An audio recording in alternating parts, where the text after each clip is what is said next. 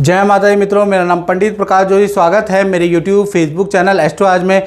मित्रों, इस कार्यक्रम में हम चर्चा करने वाले हैं मिथुन राशि का मई का महीना यानी मई के मंथली राशिफल की बारे में बात करेंगे। जेमिनी साइन के बारे में बात करेंगे, कैसा होगा मई में धन की, स्वास्थ्य की, उनके परिवार की, उनके दाम्पत्य जीवन की स्थिति, 4 ग्रहों का ट्रांजिट होने वाला, उसका क्या लाभ मिलेगा, इसके बारे में मित्रों डिटेल में चर्चा करेंगे। तो पूरा कार्यक्रम देखिए। पहले मिथुन राशि की आपके सामने ये लगन कुंडली, जन्म कुंडली आपके सामने आ रही है, ये आप देख रहे हैं। इसमें सबसे बड़ी खास बात यह है कि बुध आदित्य योग कहीं ना कहीं मेष राशि में, सूर्य एक तो उच्च के हो गए हैं, बुध के साथ बैठे हैं, बुध आदित्य योग बना रहे हैं। इसका लाभ कहीं ना कहीं मई के महीने में मिथुन राशि को मिलता हुआ नजर आ रहा है, यानी बुध आदित्य योग आपके जीवन में बड़ा कमाल करने वाला है। इसके बारे में चर्चा करेंगे। सबसे पहले देखा जाए तो सबसे पहले हम हेल्थ के बारे में बात कर लेते हैं। तो हेल्थ के स्वामी बुध हैं, बुध और सूर्य की युति है, बुध आदित्य योग बन रहा है। तो कहीं ना कहीं और गुरु आपकी की ही राशि में यानी मिथुन राशि में विराजमान है। एक तो गुरु आपकी राशि में विराजमान है और आपकी राशि के स्वामी बुध आदित्य योग बना रहे हैं, लाभ भाव में बना रहे हैं। तो मई का महीना बहुत अच्छा रहने वाला है। एक तो कोई रुका हुआ सरकारी काम मिथुन राशि का बनता हुआ नजर आएगा, पहला चीज़ ये। साथ ही साथ देखा जाए तो कहीं नदी, पहाड़, हिल स्टेशन में घूमने जाने के मिथुन राशि के योग बन रहे हैं। साथ ही साथ गुरु भी बैठे हैं तो तीर्थ यात्रा में जाने के भी आपके योग बन रहे हैं। यानी मई का महीना हेल्थ के लिए बहुत अच्छा रहने वाला है। इनफैक्ट आपका कोई सरकारी रुका हुआ काम ही बनने वाला है कहीं ना कहीं मई के महीने में। तो मई का महीना मिथुन राशि की हेल्थ के लिए फिट एंड फाइन दिख रहा है क्योंकि बुध आदित्य योग बन रहा है। साथ ही साथ धन की स्थिति के बारे में हम बात करें तो धन के स्वामी चंद्रमा है, चंद्रमा पंचम भाव में बैठे हैं। धन की स्थिति मिथुन राशि की मध्यम है, यानी ना ज़्यादा अच्छा ना ज़्यादा बुरा, यानी जो मेहनत करेंगे उतना आपको प्रतिफल मिलेगा ही मिलेगा। लेकिन धन, क्योंकि धन के स्वामी चंद्रमा कहाँ बैठे हैं, पंचम भाव में, धन थोड़ा संतान की जरूरतों पे, संतान की एजुकेशन में मई में खर्च होता हुआ नजर भी आ रहा है। लेकिन फिर भी धन की स्थिति आपकी मध्यम ही रहेगी, बहुत ज़्यादा खराब भी नहीं है और बहुत ज़्यादा अच्छी नहीं है, यानी मई का महीना मध्यमकारी रहेगा। बात कर लेते हैं आपके परिवार क्षेत्र के बारे में। जी हाँ, परिवार क्षेत्र। तो परिवार क्षेत्र 4th हाउस के स्वामी कौन है? बुध। और बुध कहाँ बैठे हैं? लाभ भाव में, सूर्य उच्च के साथ में बुध आदित्य योग बन रहा है, यानी बुध आदित्य योग बन रहा है।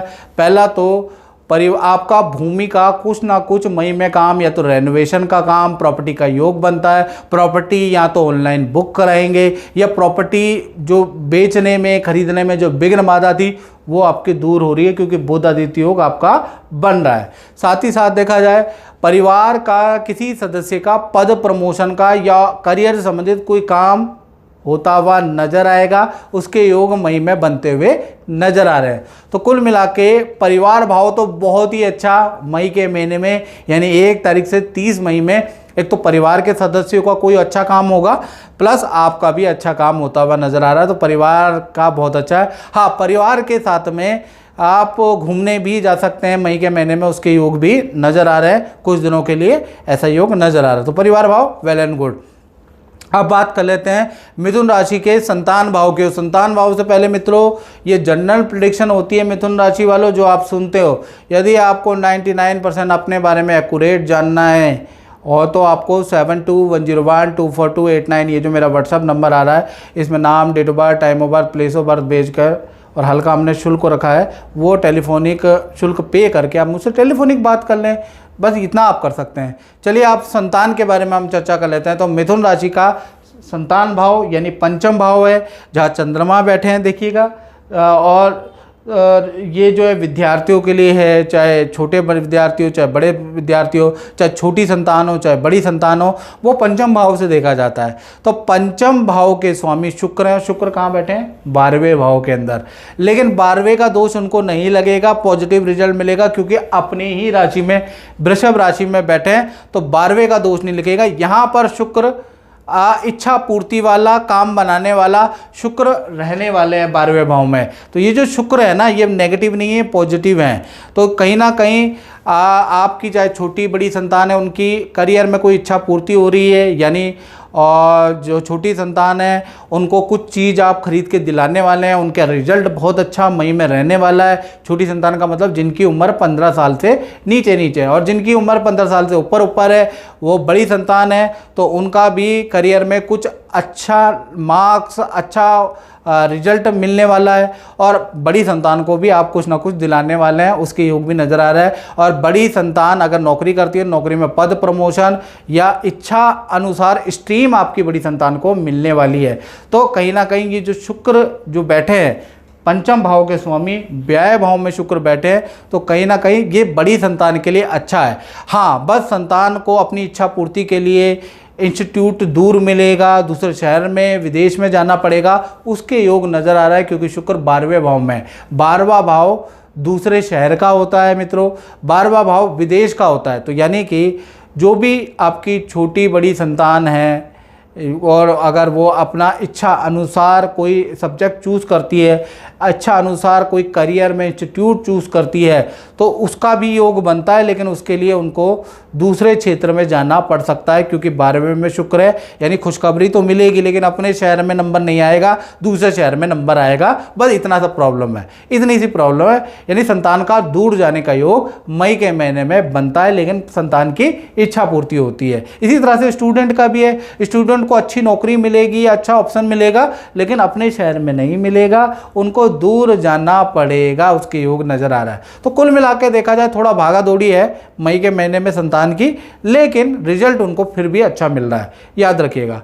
बात कर लेते हैं मिथुन राशि वाले उनकी जो नौकरी करते हैं। तो नौकरी के बारे में बात करें तो नौकरी के स्वामी यानी छठे भाव के स्वामी मंगल है। मंगल शनि की युति अभी 11 तारीख तक बन रही है। ये जो युति है ना, ये परेशान करेगी। तो 1 से लेकर 11 मई तक नौकरी में वाद विवाद रहेगा। नौकरी में बहुत मेहनत करने के बाद भी आपको कोई बहुत अच्छा सुकून नहीं मिलेगा, काम का प्रेशर रहेगा, प्लस अच्छी सेल नहीं होगी। तो 11 मई तक आप टेंशन में ही रहेंगे।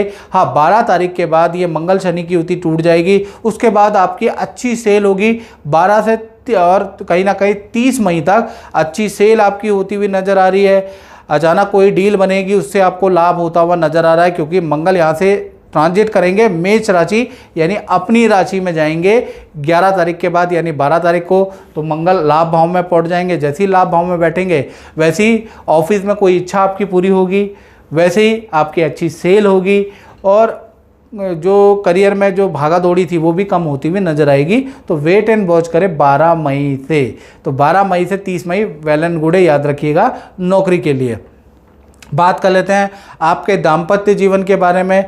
तो दाम्पत्य जीवन के स्वामी गुरु है, गुरु मध्यम है। तो दाम्पत्य जीवन में मिथुन राशि वालों सच बोलूं मई के महीने में कोई खास बड़ा बदलाव नजर नहीं आ रहा, चाहे पति पत्नी हो चाहे प्रेमी प्रेमिका हो, दोनों का ये है कि तीर्थ यात्रा में आप जा सकते हैं और छोटी मोटी डीलें बन सकती हैं पति पत्नी प्रेम प्रेमिका की, लेकिन बड़ा बदलाव नहीं आ रहा। एक बदलाव ये आ रहा है कि मई के महीने में स्थान परिवर्तन कुछ दिनों के लिए टेम्परेरी कहीं और रहना पड़ सकता है, उसके योग मई में बन रहे हैं। बाकी पति पत्नी प्रेम प्रेमिका में कोई खास बदलाव मई में नज़र नहीं आ रहा। हाँ, आप दूसरे शहर की यात्रा कर सकते हैं, आप तीर्थ यात्रा में जा सकते हैं, उसके योग नज़र आ रहे हो कुछ समय के लिए। जैसे मैंने कहा ना, कहीं 2-4 दिन 1 हफ्ते के लिए कहीं पर आप रह सकते हैं, उसके योग नज़र आ रहा है। बाकी खास बदलाव पति पत्नी प्रेम प्रेमिका में नहीं है।